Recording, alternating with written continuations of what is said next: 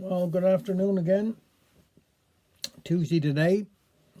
Now, I've been having a bit of a think about this now. I'm going to do all this week, and then, because it's getting near Christmas now, I don't want to go boring you lot too much. You need a bit of break from me anyhow, but I'm going to finish on Friday, have the weekend off, and then I'm going to do another one, a special one bit for on the Tuesday just before Christmas.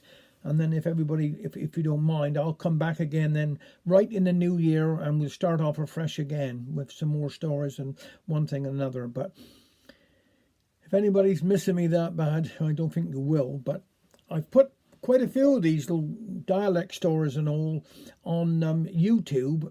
And the thing you've got to look for is Dialect Stories, TJS.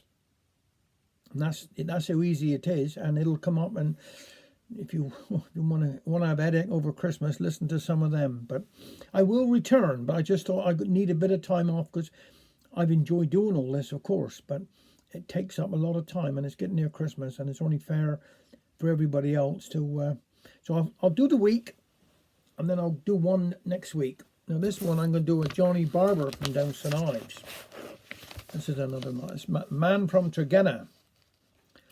With steady stroke the boatman brought his little craft to land, and gently guided her to rest upon the yielding sand. It was early yet for trippers, though it never could be said that Jim had ever missed a tide because he lay in bed. The skiff had barely grounded when a stranger stepped aboard, all togged up off in his Sunday best, expensive as a lord.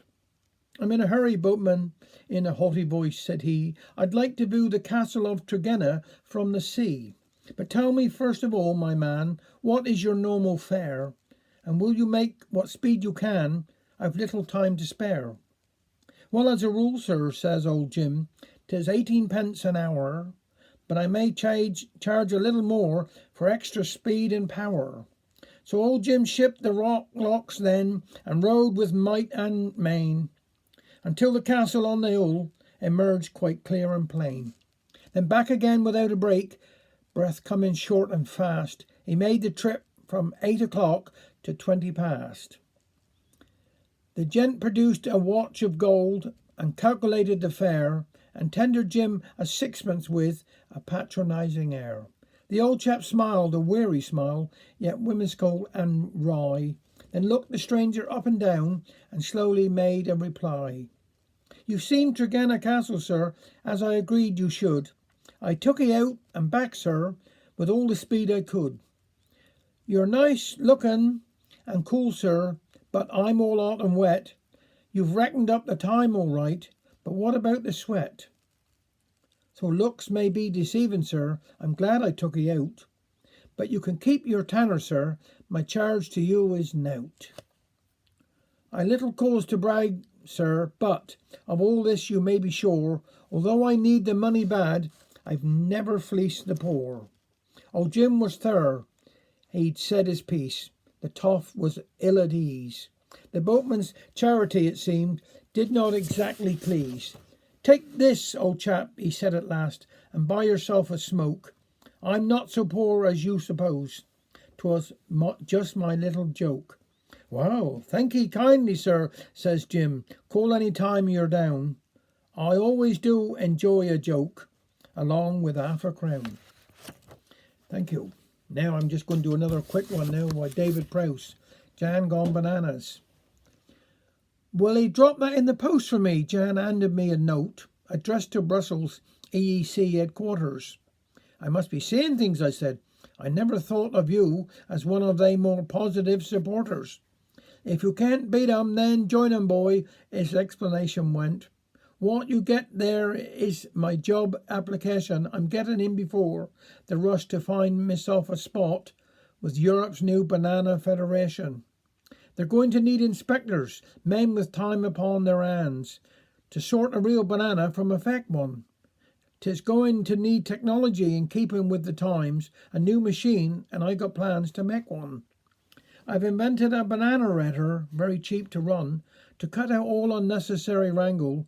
It isn't new, exactly more converted, so to speak, from a chicken's house, a binder and a mangle. See, the binder feeds bananas to the chicken's house inside, and there each new delivery will be sorted.